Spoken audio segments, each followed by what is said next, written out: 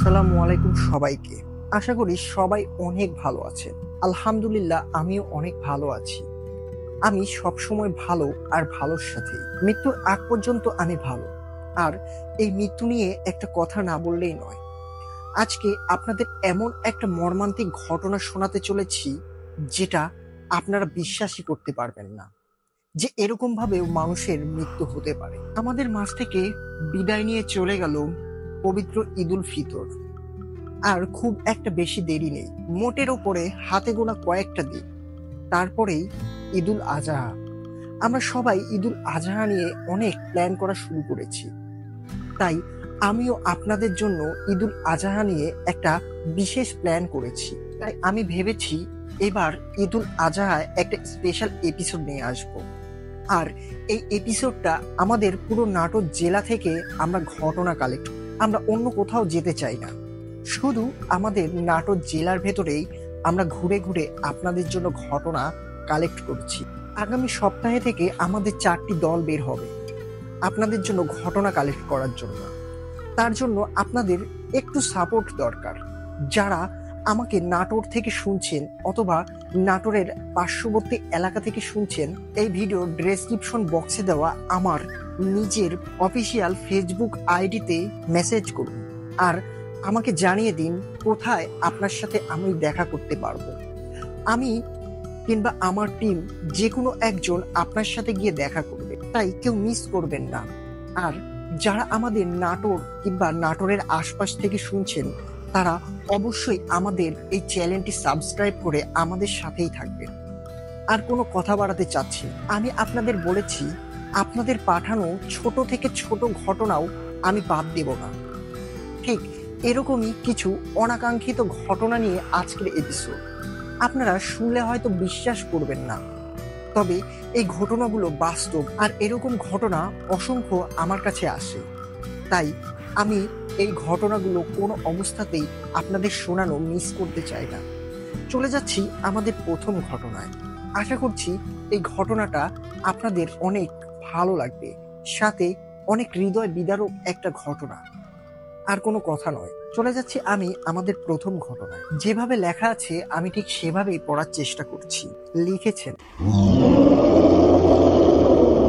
আসসালামু আলাইকুম তরিকুল ভাই। আমি জানি আপনি সবসময় ভালো আর ভালোর সাথে, তাই নতুন করে জিজ্ঞাসা করলাম না কেমন আছে। আলহামদুলিল্লাহ আমিও আল্লাহর অশেষ রহমতে ভালো আছি। যাই হোক, আমার বাসা নাটোর সিংড়া মান্তাপাড়া। আমি পেশায় একজন সাপুড়িয়ে। আর আজকে আমি আপনার কাছে যে ঘটনাটা লিখে পাঠাচ্ছি, এটা আমার নিজের বাবার সাথেই ঘটে যাওয়া একটা ঘটনা। ঘটনাটা অনেক মর্মান্তিক একটা ঘটনা। লেখার মাঝখানে অনিচ্ছাকৃত ভুলের জন্য আমি আগেই ক্ষমা প্রার্থনা। আমার বাবা আমাদের কাছে প্রথমে যেভাবে বলেছেন আমি ঠিক সেভাবেই বলছি। তারপরের ঘটনাগুলো আমি নিজেই আপনাদের বলবো। সময়টা ছিল 2015 কি 16 সালের দিকে। আমাদের মান্তাপাড়ার নাম অনেকেই শুনেছেন কিংবা অনেকেই আমাদের এলাকায় গিয়েছেন। আপনারা সবাই জানেন আমরা সাঁওতাল গোষ্ঠী, পেশায় আমরা সাপুড়িয়ে। আমাদের নিত্যদিনের কাজ হলো সাপ ধরা এবং সেগুলো বিক্রি করা, অথবা সাপের খেলা দেখিয়ে সেখান থেকে কিছু অর্থ উপার্জন করা। যাই হোক, এরকমই একদিন আমি সহ আমার বাবা আর আমাদের গ্রামের বেশ কয়েকজন ছন্নছাড়া হয়ে সাপ ধরতে বের হয়ে যাই। ছন্নছাড়া বললাম এই কারণে, কারণ আমরা সবাই নিজেদের একটা এলাকা ভাগ করে নিয়েছিলাম। সঙ্গত কারণে আমার বাবা যে এলাকাতে গিয়েছিল সেই এলাকার নাম আমি প্রকাশ করছি না। যাই হোক, এবার বলছি বাবার মতো করে। আমি নিজের নাকে একটা বড় সাপের গন্ধ পাচ্ছিলাম, আর সেই গন্ধটাকে অনুসরণ করে আমি একটা বিলের ভেতরে চলে যাই। আর সেই বিলের পাশেই ছিল একটা ছোট্ট কুয়ো। আসলে আমাদের নাটোরবাসী কিংবা আমাদের নাটোরে এই বিলের ভেতরে এই কুয়োটাকে কুয়া বলে ডাকে। এখানে কখনোই পানি শুকায় না, আর এর গভীরতাও অনেক বেশি। যাকগে সেই কথা। বাবা যখনই সেই কুয়োর কাছে এলো, তখন বাবা দেখতে পেল সেখানে একটা বড় সাপ শুয়ে আছে। আর সেই সাপের গা থেকেই যে গন্ধটা বের হচ্ছিল ওটাই আমার বাবা পাচ্ছিল। আমার বাবা সাপের কাছে গিয়ে নিজের হাতে থাকা সেই বিনটা বাজাতে লাগে। আর বিন বাজানোর সাথে সাথেই একটা অবিশ্বাস্য ঘটনা ঘটে যায়, যেটা আমার বাবা কোনো দিনও কল্পনা করতে পারেনি। আমার বাবা স্পষ্ট শুনতে পায় সেই সাপটি আমার বাবাকে বলছে, তুই আমাকে এখন ধরিস না। আমি জানি তুই আমাকে ধরার জন্যই এত দূর এসেছিস। তবে আর বেশি দেরি নেই। আর ৬টা দিন পরে কালী পূজা। আমি সেই কালী পূজাটা খেয়েই আমি নিজেই তোর কাছে ধরা দেব। তুই অনুগ্রহ করে আমাকে এখন ধরতে আসিস না। আমার বাবা এরকম ঘটনার এর আগে কোনো সাক্ষী হয়নি। তবে আমার দাদার মুখ থেকে শুনেছে এরকমও জিনিস পাওয়া যায় যেগুলো কথা বলতে পারে, আর তাদের ভেতরে এক অলৌকিক ক্ষমতা থাকে, যেই ক্ষমতাটা তারা একজনকে দিতে পারে। সেই সাপটি আমার বাবাকে আরো বলে, তোকে আমি একটা বিশেষ ক্ষমতা দেব কালী পুজোর পরে। ক্ষমতাটা এরকম হবে, তুই চাইলে যে কাউকে মৃত্যুর হাত থেকে বাঁচাতে পারবি। শুধু তাই নয়, তুই গলা পর্যন্ত পানির ওপর দিয়ে হেঁটেও যেতে পারবি। মোট কথা, তুই পানির ওপর দিয়ে হাঁটতে পারবি। কিন্তু তোর দোহাই লাগে তুই এখন আমাকে ধরিস না। আমি কালী পুজোটা খেয়ে তারপরে আমি নিজেই তোর কাছে ধরা দেব। কিন্তু আমার বাবা সেই সাপের কোনো কথা শুনতেই রাজি ছিল না, কারণ তার মাথায় একটা মণি জ্বলজ্বল করছিল। তার মুখের আশপাশ দিয়ে একগুচ্ছ দাড়িও বের হয়ে গিয়েছিল। বাবা অনেক লোভে পড়ে যায়। সে ভাবে এই সাপটাকে এখনই ধরতে হবে, কারণ এদের কথায় কোনো বিশ্বাস। যাই হোক, বাবা সেই সাপটাকে ধরতে সক্ষম হয়, কারণ আমার বাবা ছিলেন একজন অভিজ্ঞ সাপুরিয়া। যদিও আমাদের এলাকার একজন সর্দার ছিলেন, তাই তিনি অত বড় একটা সাপকে ধরতে একাই সক্ষম হয়েছিলেন। যদিও সেই সাপের দৈর্ঘ্য ছিল প্রায় 9 থেকে 10 ফুটের কাছাকাছি। সেই সাপটাকে আমার বাবা ধরে নিজের ঝোলার ভেতরে ভরে নেন। তিনি জানতেন এই সাপটার অবিশ্বাস্য বিষ হতে পারে, তবুও ভয় না পেয়ে তিনি এই সাপটাকে ধরে ফেলেন। আর মনে মনে বলতে থাকেন, তিনি এবার যে জিনিসটাকে ধরেছেন এটা আসলে কোনো সাধারণ জিনিস নয়। হয়তো তার জীবনটা এবারই বদলে যেতে পারে, কারণ এরকম ঘটনা আমার বাবা আমার দাদার কাছ থেকে অনেক শুনেছে। এবার বাবা ওই সাপটাকে ধরে নিয়ে নিজের বাড়িতে চলে আসে। বাড়ির অর্ধেকটা রাস্তায় আসতেই আমার বাবা কেমন একটা অস্বস্তি অনুভব করতে থাকে।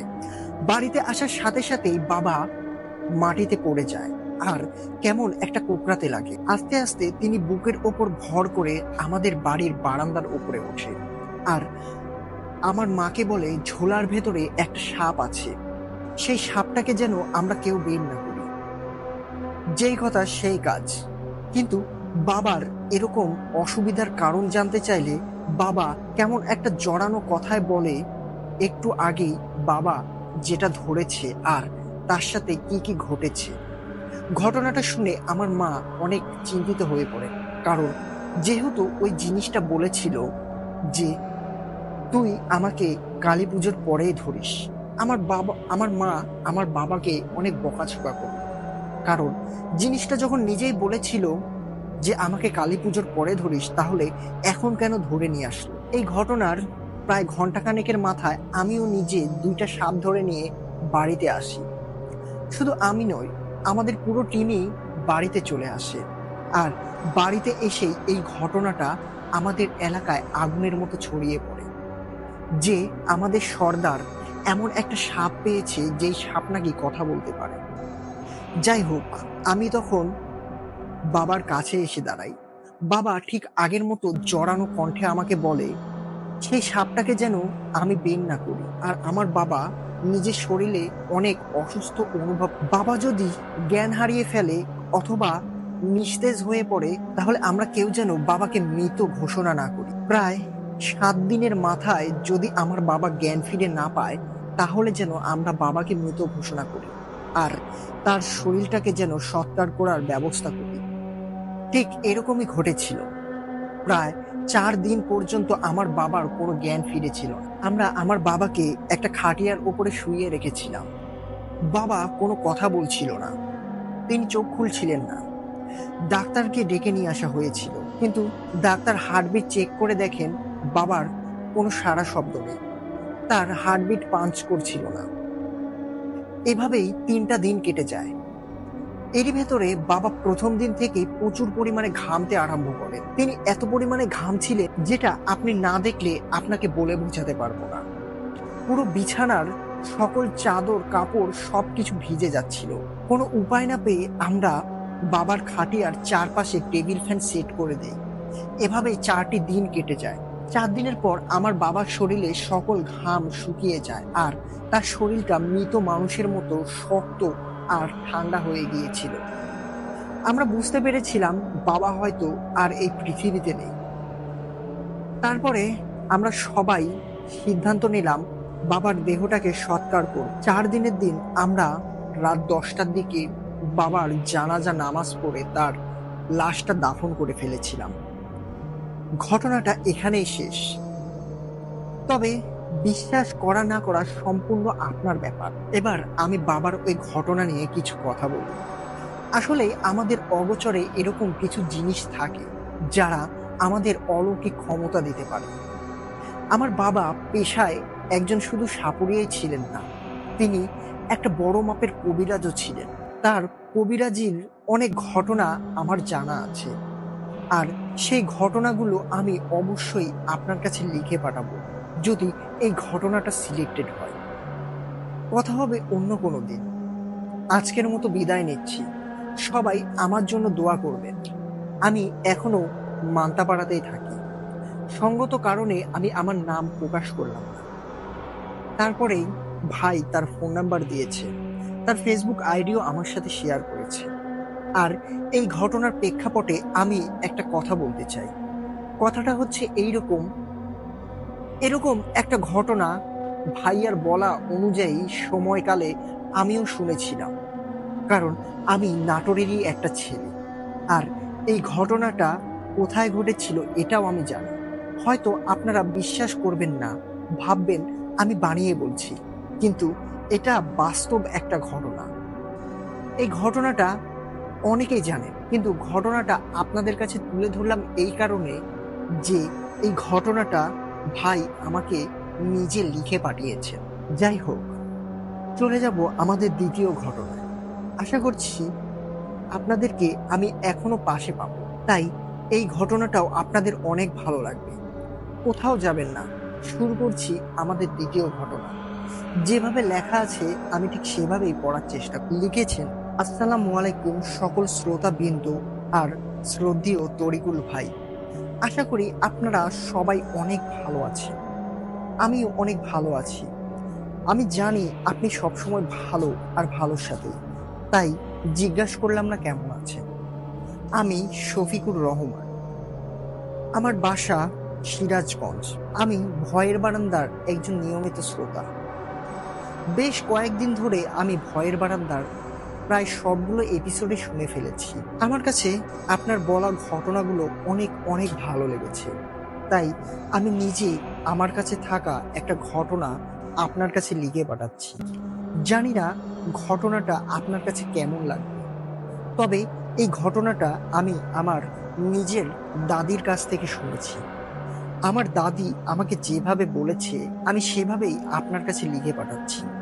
বলছেন আমার দাদি, সাল 1949 কিংবা 48 হতে পারে। এটা আমার দাদির ভাষ্য ছিল। তখন আমার দাদির বয়স ছিল প্রায় 13 কি 14 বছরের মতো। বলে রাখি, আগেকার মানুষের বিয়ে হতো অনেক অনেক ছোটবেলায়। আমার দাদি যখন বিয়ে হয়েছিল তখন তার বয়স ছিল 5 বছর। আমার দাদি আমাদের কাছে বলতেন, তার যখন বিয়ে হয় তখন আমার দাদি পায়জামার ফিতা পর্যন্ত বাঁধতে পারতেন না। আমার দাদির পায়জামার ফিতা বাঁধার জন্য আমার দাদার কাছে যেতেন অথবা তার শাশুড়ির কাছে যেতেন। এখন এইখানে আপনাদের মনে একটা প্রশ্ন আসতে পারে, তাহলে তারা স্বামী স্ত্রী কি একসাথে শুতেন? আসলে না, তাদের বিয়ে হতো অনেক অনেক ছোট্ট বয়সে, কিন্তু তারা একসাথে থাকতেন না।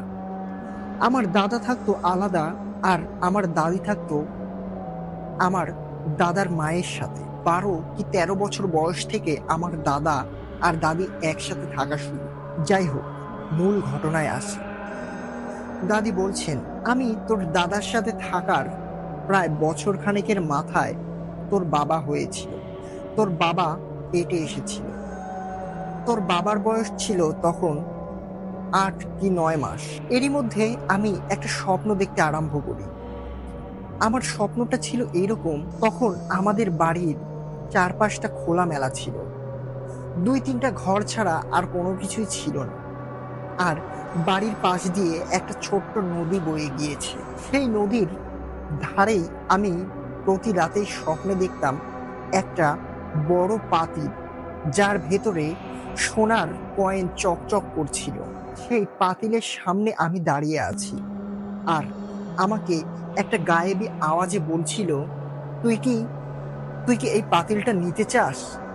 তুই যদি এই পাতিলটা নিস, তাহলে তোর একটা কাজ করতে হবে।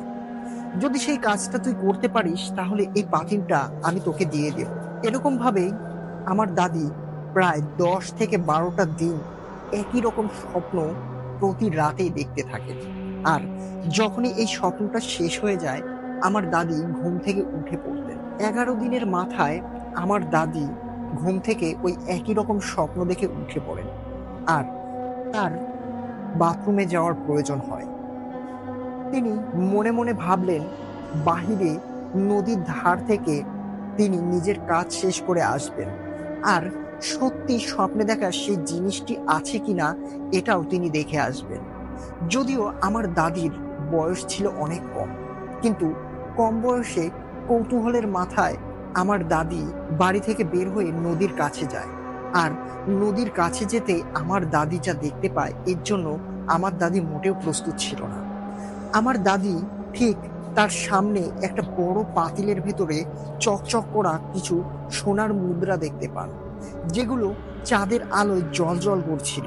ঠিক স্বপ্নে আমার দাদি যেরকম দেখতেন, আজ নিজের চোখে তিনি সেই স্বর্ণের কয়েনের পাতিলের সামনে একই রকম ভাবে দাঁড়িয়ে আছে।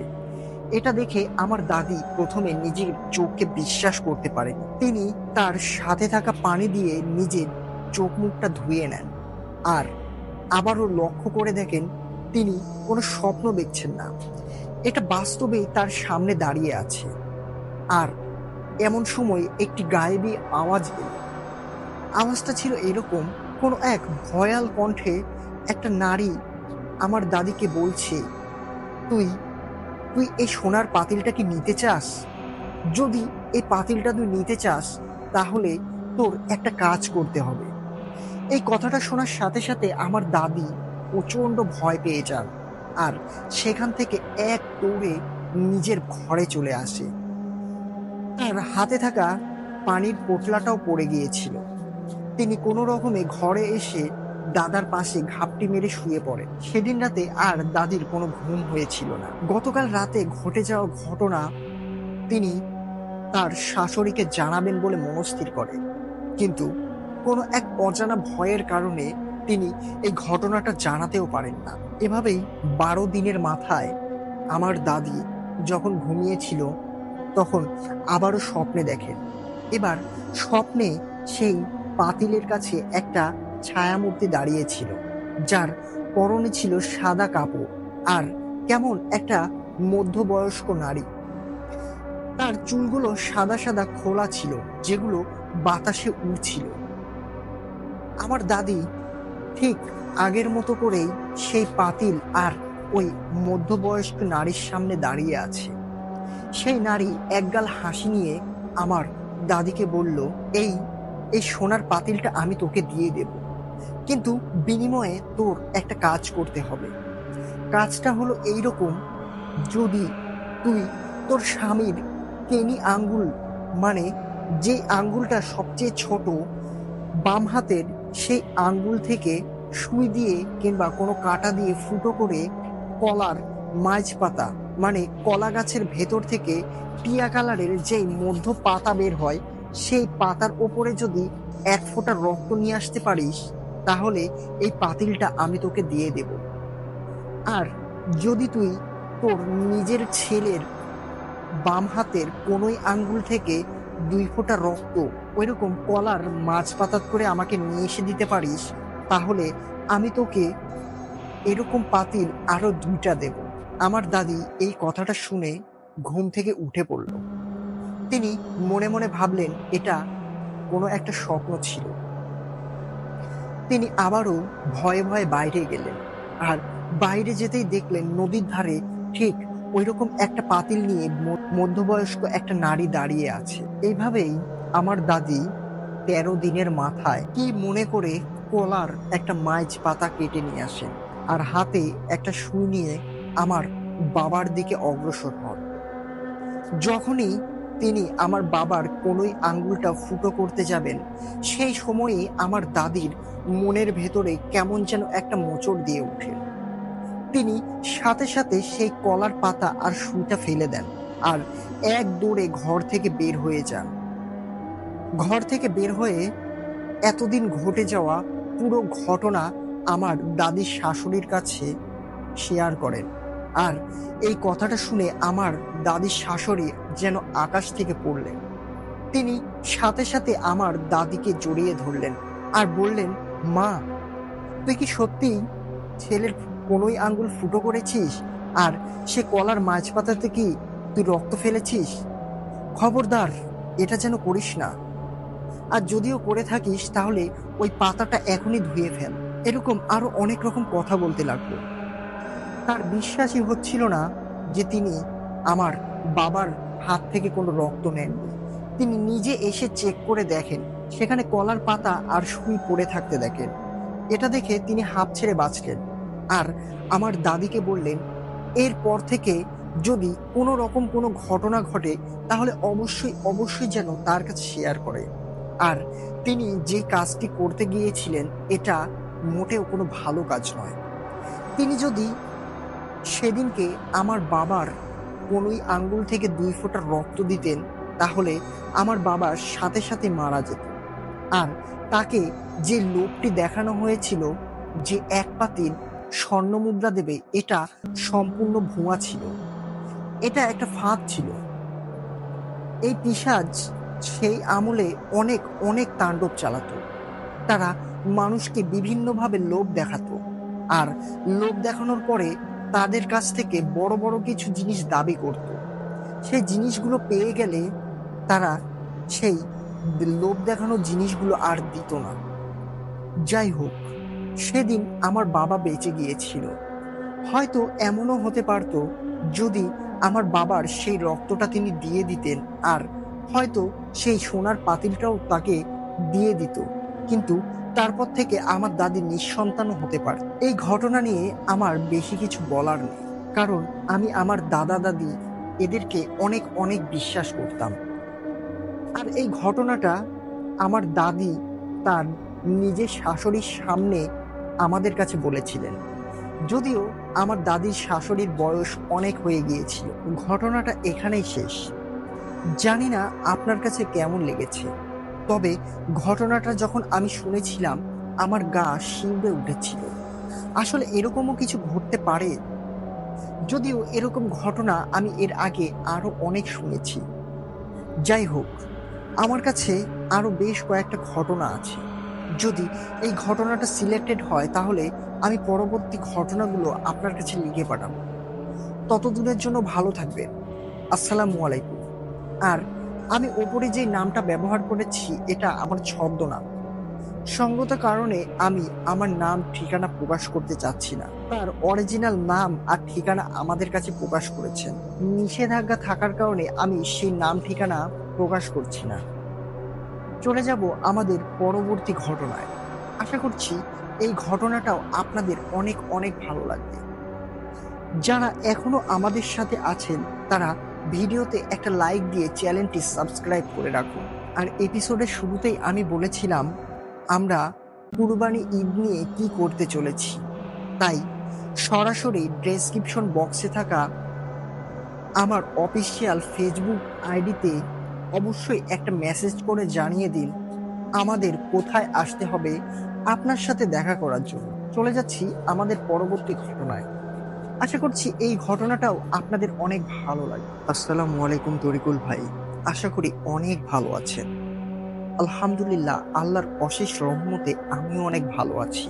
আমি মোসাম্মদ ফারজানা খাতুন। আমি আপনার ভয়ের বারান্দার একজন নিয়মিত শ্রোতা। মূলত আমি টিকটকে আপনার ভয়ের বারান্দার বেশ কয়েকটা এপিসোড শুনেছি, যদিও সেখানে পার্ট পার্ট করে দেওয়া হতো। তবে অপেক্ষায় থাকতাম কখন এই ঘটনাটার দ্বিতীয় পার্ট আসবে। সঙ্গত কারণে আমি আমার নাম ঠিকানা প্রকাশ করতে ইচ্ছা করছি না। ঘটনাটা আমাদের এলাকার একটা বড় বিল আর সেই বিলের ভেতরে থাকা একটা পুকুরকে কেন্দ্র করে। ঘটনাটা আমি আমার দাদার কাছ থেকে শুনেছি। আমার দাদিও এই ঘটনাটা আমাকে ছোটবেলায় বলত। জানি না এই ঘটনাটা আপনার ভয়ের বারান্দায় সিলেক্ট হবে কিনা, কারণ ঘটনাটা একেবারেই ছোট্ট একটা ঘটনা আর খুব একটা ভয়ঙ্কর নয়।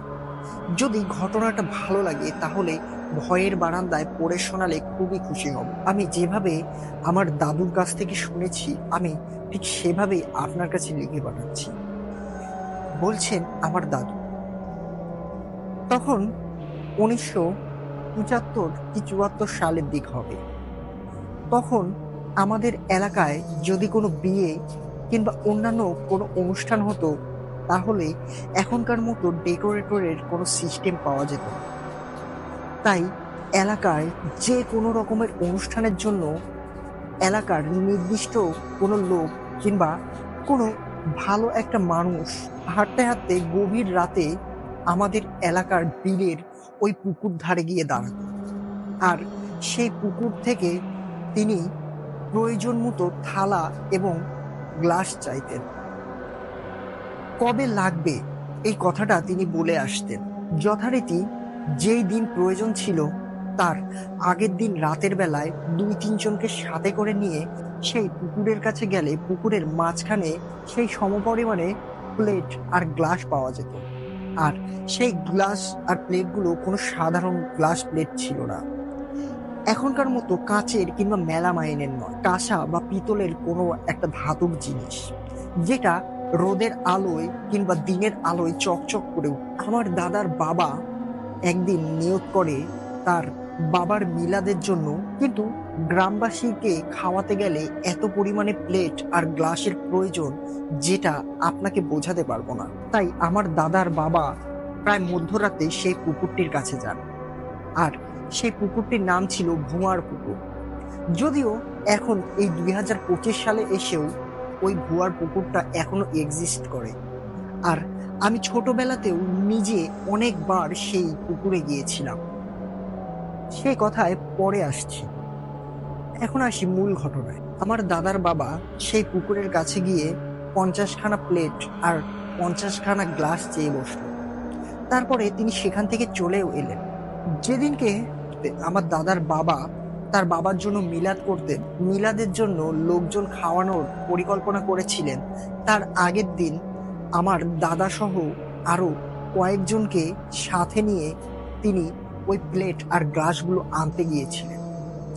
সেখানে গিয়ে তিনি ঠিক যেটা চেয়েছিলেন সেই সমপরিমাণে প্লেট আর গ্লাস পুকুরের মাঝখানে ভেসে থাকতে দেখেন। একজন সাঁতরে গিয়ে সেই প্লেট আর গ্লাসগুলো নিয়ে আসে। তারপরে আমার দাদুর বাবা সেই প্লেট আর গ্লাসগুলো পরের দিন ধুয়ে মুছে পরিষ্কার করে সেই পুকুরে আবারও ফেরত দিয়ে আসে। এরকম ভাবেই সেই সময়ের লোকজন ওই পুকুর থেকে গ্লাস অথবা প্লেট এগুলো চেয়ে চেয়ে নিয়ে যেতেন, আবার কাজ শেষ হয়ে গেলে পরবর্তীতে ফেরতও দিয়ে যেতেন।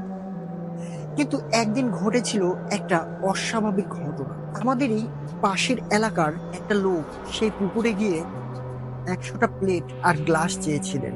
তিনি সেই প্লেট আর গ্লাসগুলো পেয়েও ছিলেন। শুধু আমাদের এলাকার এই গ্লাস আর প্লেট নেওয়ার রেওয়াজ আরো বেশ কয়েকটা এলাকাতেও ছিল, তারাও প্রয়োজনে এসব নিয়ে যেতেন।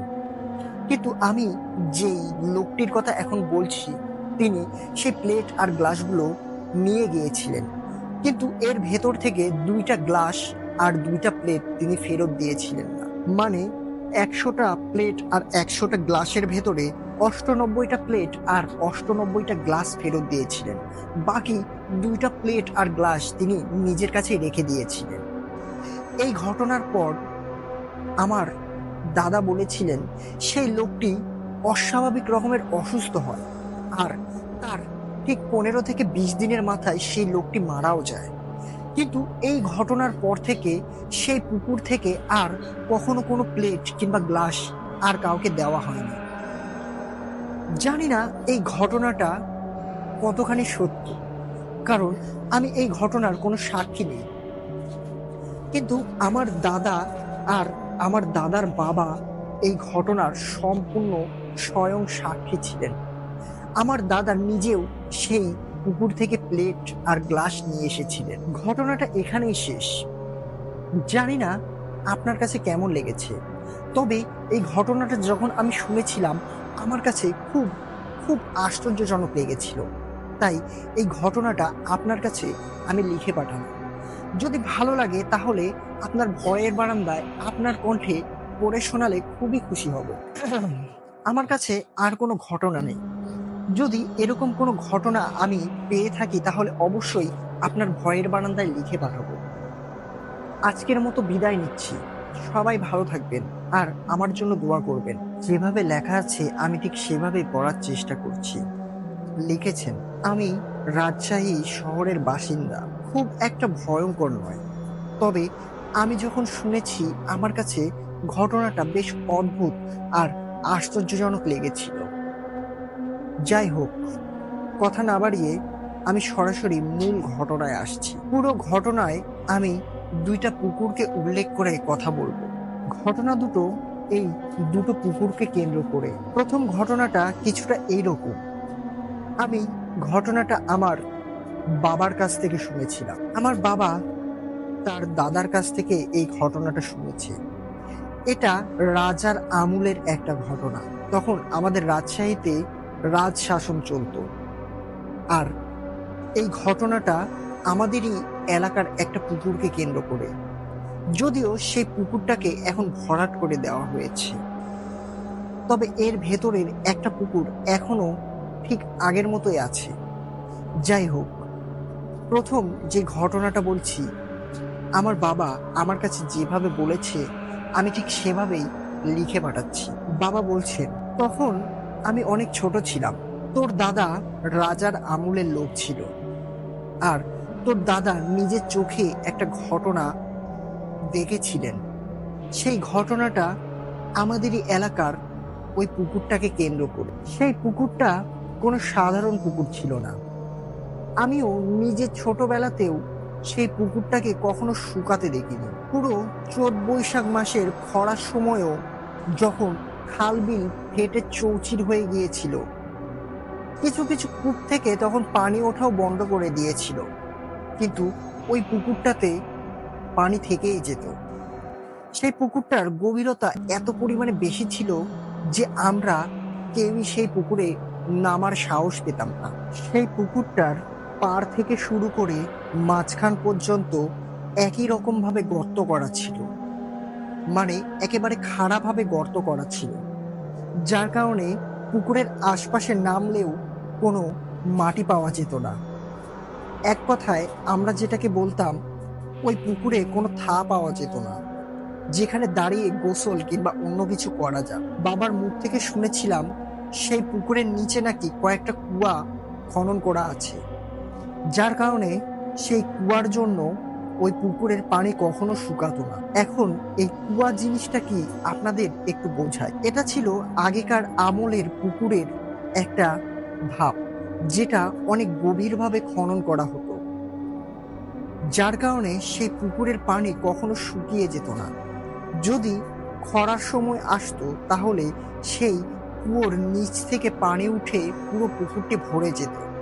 আর এই কুয়াটা একটা কিংবা দুইটা ছিল না, প্রায় 5 থেকে 7টা করে কুয়া খনন করা হতো। এটা ব্রিটিশদের হাতের কাজ কিংবা অন্য কারো কাজ, যেটা আমার দাদাও সঠিক বলতে পারতেন না, কারণ আমার দাদা নিজেও এই পুকুরটাকে অনেক ছোটবেলা থেকেই দেখে আসছিলেন। তারপরে বাবা বলছেন, ওই পুকুরে অনেক বড় বড় মাছ হতো, কিন্তু সেই পুকুরে জাল টানার মতো সাহস কারো ছিল না, কারণ জালটা টানবে কিভাবে। সেই পুকুরে তো কোনো দাঁড়ানোর কোনো জায়গায় পাওয়া যেত না। খরার সময় যে পানিটা আসতো সেটা পুকুরের মাঝামাঝি অবস্থায় আসতো। সেই অবস্থাতেও পুকুরের জাল টানা সম্ভব হতো না। তাই এই পুকুরটি যাদের ছিল তারা বড়শি অথবা তৈরে জাল দিয়ে মাছ ধরত। কখনো কখনো আমরা কারেন্ট জালও পাততে দেখেছি। এখন আসি মূল ঘটনায়। ওই পুকুরে একটা অলৌকিক ঘটনা ঘটতো প্রতি বছরে বছরে। যদি ওই পুকুরে কেউ নামতো তাহলে সেখান থেকে আর ফেরত আসতো না। ওই পুকুরে নেমে একবার স্নান করা মানে সারা জীবনের মতো নিজেকে এই পৃথিবী থেকে হারিয়ে দেওয়া। তার লাশটাও কোথায় যেত এটাও খুঁজে পাওয়া যেত না। ২ বছর কিংবা ৩ বছর অন্তর অন্তর যেই অলৌকিক ঘটনা ঘটতো সেটা কিছুটা ছিল এইরকম।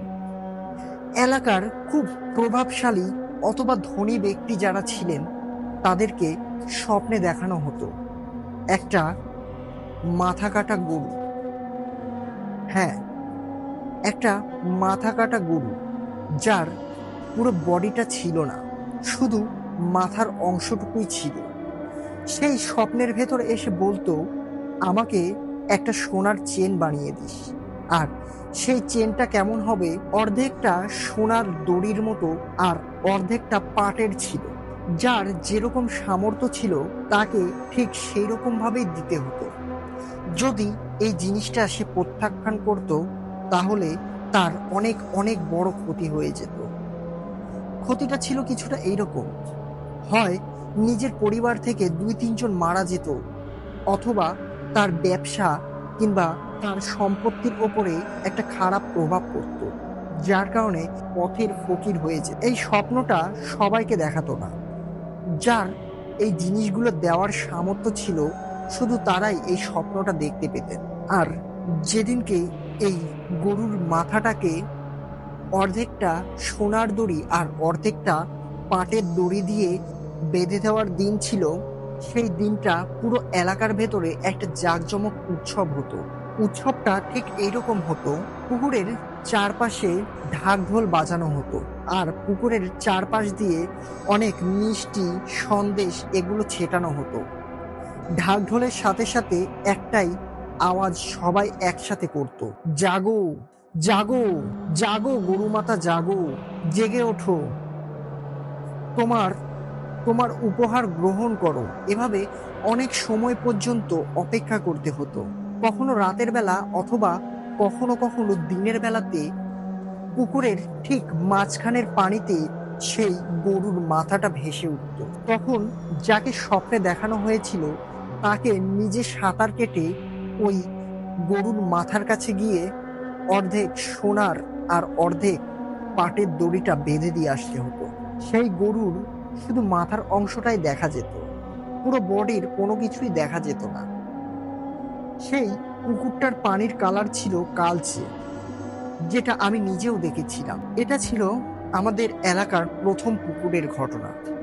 এখন আসছি আমাদের এলাকার দ্বিতীয় পুকুরের ঘটনায়। এই পুকুরটাও ঠিক আগের পুকুরের মতোই ছিল, অনেক গর্ত আর মাঝখানে কুয়া সেট করা ছিল, যার কারণে এই পুকুরের পানিও কখনো শুকিয়ে যেত না।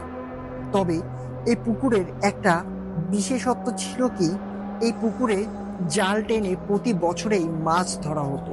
আমার বাবা নিজের চোখে এই ঘটনার সাক্ষী হয়েছিলেন। বাবা বলছেন, যেদিন ওই পুকুরে জাল টানা হচ্ছিল আমি নিজে সেখানে দাঁড়িয়েছিলাম। জাল টানার শেষে এক পর্যায়ে যখন মাছ উঠে আসে তখন সবাই একটা একটা করে বড় ছোট মাছ আলাদা করছিল। যেগুলো ছোট ছোট মাছ সেগুলো তারা আবার পুকুরের পানিতে ফেলে দিত। এরই ভেতরে এমন একটা মাছ আমার নজরে পড়ে, যেটার জন্য আমি মোটেও কল্পনা করেছিলাম না। আমি দেখেছিলাম প্রায় 15 থেকে 20 কেজি ওজন হবে, অনেক বড় একটা কাতলা মাছ সেই জালে উঠেছে। আর সেই মাছটা ছিল এইরকম, তার কানের 2 পাশেই সোনার বালি লাগানো ছিল, তার নাকে একটা সোনার মোটা বালি লাগানো ছিল। মাছের কপাল থেকে শির পর্যন্ত একটা লম্বা সিঁদুরের মতো দাগ ছিল। সবাই ওই মাছটাকে দেখে বলে উঠল, মা কাতলা উঠেছে। মা কাতলাকে ছেড়ে দেয়। তাই সবাই সম্মানের সহিত সেই মা কাতলাটাকে আবারও পুকুরের পানিতে ছেড়ে দিয়েছিলেন। আর এই ঘটনাটা একবার দুইবার নয়, আমাদের এলাকার ওই পুকুরে জাল টানা হতো, প্রতিবারই সেই মাছটা জালে আটকা পড়তো।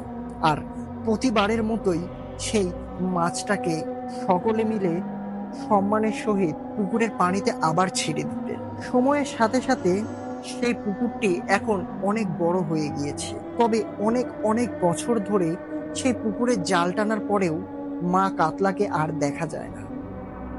সেই পুকুরের পানি এখন অনেকটাই শুকিয়ে আসে, কিন্তু সে মা কাতলাটাকে এখন আর ওই পুকুরে দেখা যায় না। আর প্রথম যে পুকুরের ঘটনাটা আপনার কাছে বলেছি, ওই পুকুরটা এখন ভরাট করে দেওয়া হয়েছে। সময়ের সাথে সাথে সেখানে এখন বিল্ডিংও উঠে গিয়েছে। যাই হোক, ঘটনাটা এখানেই শেষ। জানি না আপনার কাছে কতটা বিশ্বাসযোগ্য মনে হয়েছে এই ঘটনাটা, তবে আমার বাবা যেভাবে বলেছে আমার কাছে এটা অবিশ্বাসের কিছুই মনে হয়নি। কারণ আমাদের অগোচরে এরকম ঘটনা রহরহ ঘটে যায়। আমার কাছে এরকম আরো বেশ কয়েকটা ঘটনা আছে, যেগুলো খুব একটা বড় নয় আর এত পরিমাণে ভয়ঙ্করও নয়। যদি এই ঘটনাটা সিলেক্টেড হয় তাহলে আমি পরবর্তী ঘটনাগুলো আপনার কাছে লিখে পাঠাবো। ততদিনের জন্য ভালো থাকবেন। আসসালামু আলাইকুম।